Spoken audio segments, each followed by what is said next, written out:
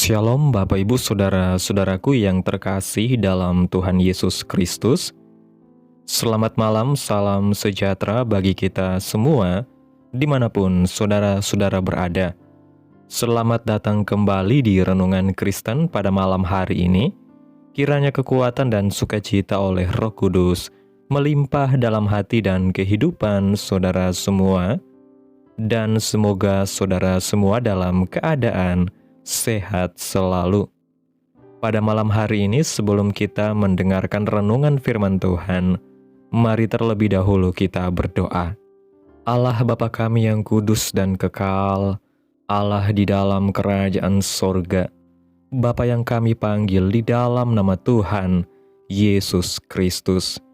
Kami mengucap syukur Tuhan oleh karena pertolongan-Mu di sepanjang hari. Kami boleh dimampukan Tuhan untuk melewati hari ini, melakukan tugas tanggung jawab kami, mengerjakan segala aktivitas kami dengan pertolongan Tuhan. Saat ini ya Tuhan, kami akan mendengarkan firman-Mu. Berilah kami pengetahuan dan bimbinglah kami, agar apa yang Engkau firmankan dapat bekerja sesuai kehendak-Mu. Bukalah hati dan pikiran kami ya Tuhan, untuk mendengar dan menerima firman-Mu. Kiranya firman-Mu ini dapat kami lakukan di dalam setiap kehidupan kami dan menjadi berkat bagi kehidupan kami. Berfirmanlah ya Tuhan, kami sudah siap menerima firman-Mu. Di dalam nama Tuhan Yesus Kristus kami berdoa. Amin. Bapak Ibu Saudaraku yang terkasih, ayat renungan kita pada malam hari ini terdapat dalam kitab Yesaya pasal 40 ayat 27-31 yang berkata demikian. Mengapakah engkau berkata demikian, hai Yakub, dan berkata begini, hai Israel, hidupku tersembunyi dari Tuhan, dan hakku tidak diperhatikan Allahku. Tidakkah kau tahu, dan tidakkah kau dengar? Tuhan, Ialah Allah kekal yang menciptakan bumi dari ujung ke ujung. Ia tidak menjadi lelah dan tidak menjadi lesu. Tidak terduga pengertiannya. Dia memberi kekuatan kepada yang lelah dan menambah semangat kepada yang tiada berdaya. Orang-orang muda menjadi lelah dan lesu, dan teruna-teruna jatuh tersandung. Tetapi orang-orang yang menanti-nantikan Tuhan mendapat kekuatan baru.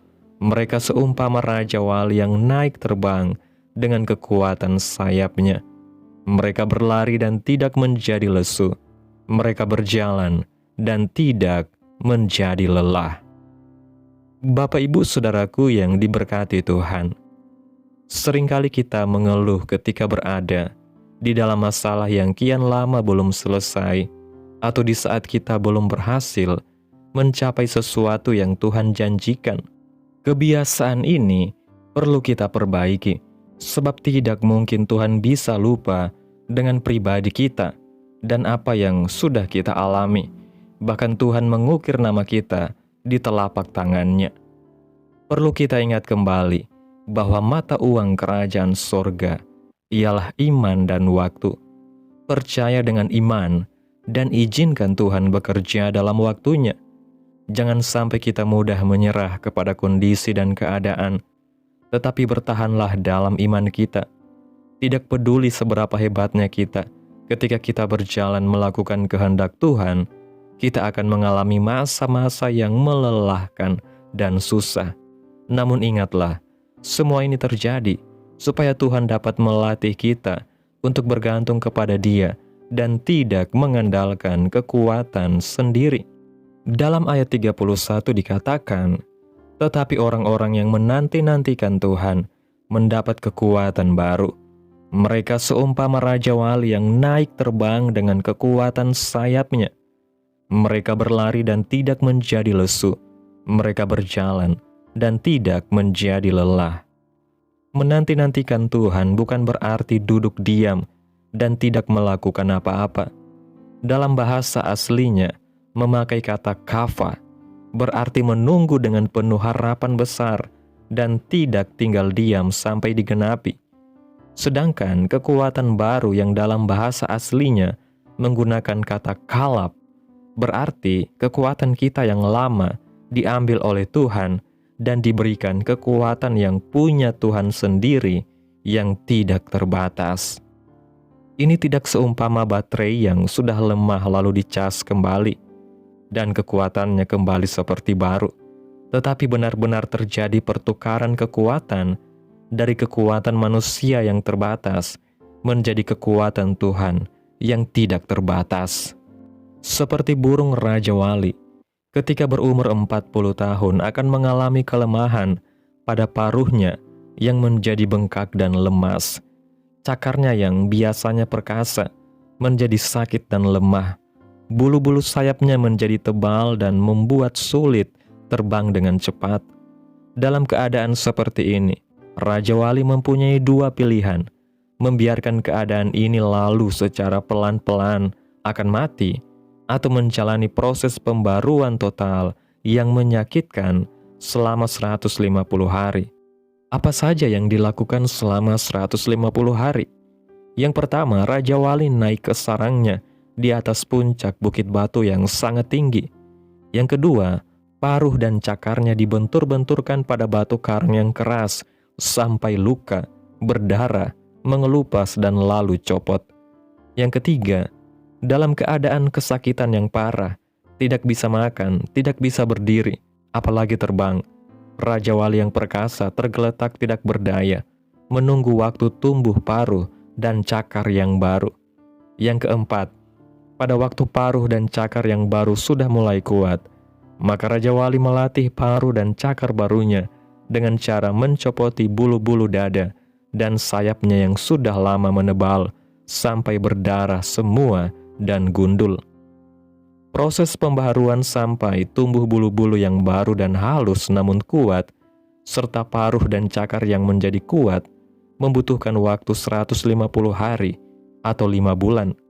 Dari sanalah muncul Raja Wali baru yang lebih gagah dan perkasa dari yang sebelumnya. Dan Raja Wali ini sanggup hidup 30 sampai 40 tahun lagi. Dalam kitab Ulangan pasal 32 ayat 11 mengatakan, laksana Raja Wali menggoyang bangkitkan isi sarangnya, melayang-layang di atas anak-anaknya, mengembangkan sayapnya, menampung seekor dan mendukungnya di atas kepalanya. Kita juga bisa belajar dari cara induk Raja Wali memperagakan cara terbang yang baik dan benar pada anak-anaknya. Seperti ayat tadi, induk Raja Wali menggoyang bangkitkan isi sarangnya, bukan berarti menghancurkannya, tetapi dalam bahasa Ibrani memakai kata ur, berarti membangkitkan kegairahan. Melayang-layang di atas sarangnya di dalam bahasa Ibrani menggunakan kata racap, yang berarti terbang berkeliling perlahan, sambil mengepakkan sayapnya berulang-ulang. Induk Raja Wali melakukan ini berminggu-minggu, sampai anak-anaknya mencontoh dan menggerak-gerakan sayap kecilnya di tempat, lalu terus sampai bisa berdiri, jalan-jalan di sekitar sarang dan batu karang mereka berada. Kedua sayap itu adalah gambaran praise, worship, and prayer, serta gambaran melakukan firman dan mengandalkan kuasa Roh Kudus. Ilustrasi Raja Wali dan anak-anaknya yang belajar terbang menggambarkan hubungan kita dengan orang tua dan orang tua rohani kita atau gembala kita. Raja Wali yang melayang-layang di atas anak-anaknya dan mengembangkan sayapnya memberi kita suatu contoh, ajaran dan teladan untuk membuat kita kuat dalam menghadapi masalah. Suatu saat kita pun akan didorong oleh gembala kita untuk mulai terbang sendiri, seperti bayi-bayi Raja Wali ini. Mungkin kita bisa menjadi kaget, tidak terbiasa, dan merasa sangat tidak nyaman. Namun ada dua kemungkinan. Sebelum mencapai tanah, bayi Raja Wali bisa terbang karena memang untuk inilah mereka diciptakan. Atau ketika ia mencapai dalam ketinggian yang membahayakan, induk Raja Wali itu akan segera menyelamatkan dan membawanya kembali ke sarang. Ini yang dinamakan Immanuel.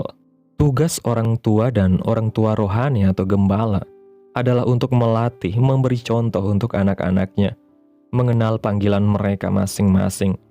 Pada waktu kita mengenal panggilan kita mempunyai kuasa yang memampukan kita menyelesaikannya.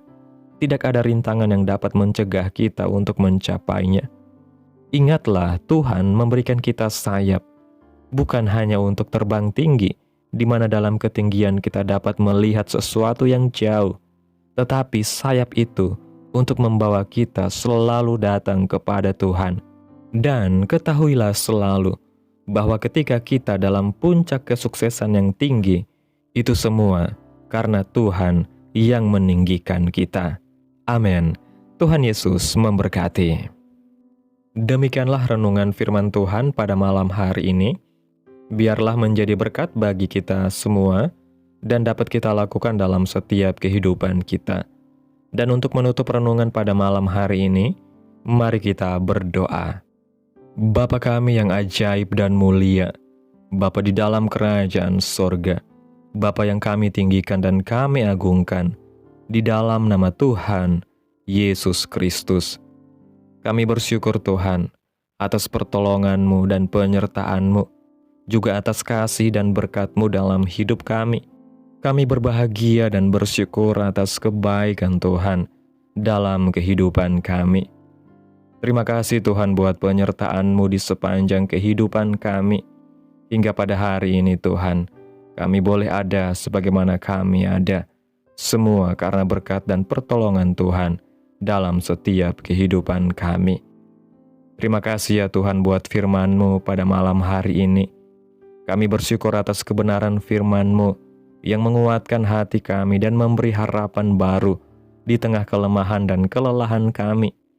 Ajarlah kami untuk menanti-nantikan Engkau dengan iman yang teguh, seperti Raja Wali yang bersedia melewati proses pembaharuan yang menyakitkan demi memperoleh kekuatan yang baru daripada-Mu. Kami menyerahkan setiap musim hidup kami ke dalam tangan-Mu. Kami percaya bahwa dalam kelemahan kuasa-Mu nyata, dan dalam kesetiaan menunggu, kami akan terbang tinggi bersama dengan Engkau.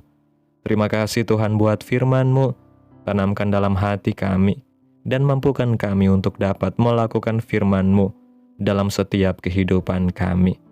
Biarlah firman-Mu terus menyegarkan jiwa kami, menghidupkan hati yang lemah dan lesu, dan membangkitkan harapan dan kasih.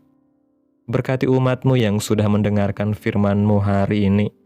Berkati di setiap saat, tempat dan kondisi hidup mereka, agar senantiasa selalu merindukan dan membutuhkan firman Tuhan sebagai pelita kebenaran yang memerdekakan dan penghiburan yang menguatkan. Ajarilah kami bahasa firman-Mu dan bimbinglah kami untuk selalu hidup sesuai kehendak-Mu, agar kami selalu dekat kepada-Mu. Kiranya Engkau terus memberkati kehidupan kami, keluarga kami, sanak saudara kami, daerah tempat tinggal kami, bangsa dan negara kami, pemerintah kami. Biarlah semuanya dalam perlindungan-Mu ya Tuhan, dan jadilah sesuai kehendak-Mu yang terbaik dalam kehidupan kami. Hamba berdoa ya Tuhan buat umat-umat-Mu yang sudah mendengarkan renungan pada malam hari ini, yang saat ini sedang mengalami sakit penyakit, pergumulan masalah, kebutuhan ekonomi.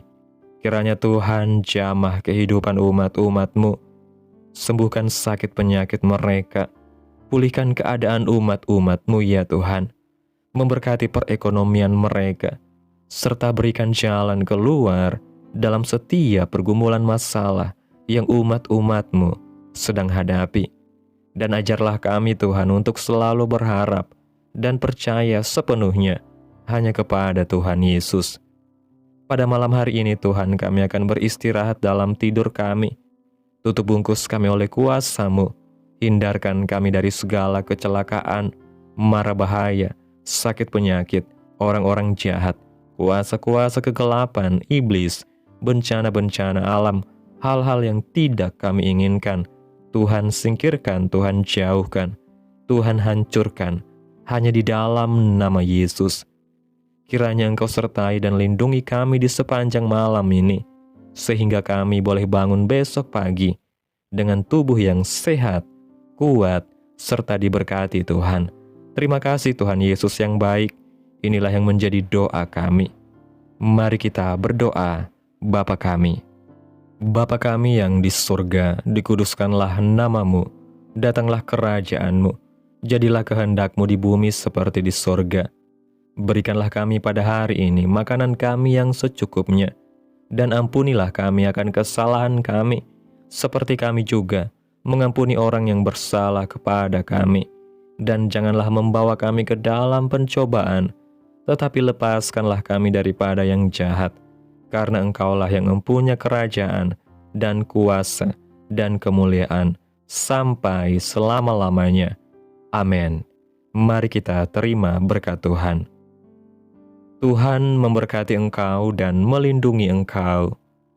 Tuhan menyinari engkau dengan wajah-Nya dan memberi engkau kasih karunia. Tuhan menghadapkan wajah-Nya kepadamu dan memberi engkau damai sejahtera. Terimalah berkat Tuhan di dalam nama Tuhan Yesus Kristus. Amin. Selamat malam, selamat beristirahat. Tuhan Yesus memberkati.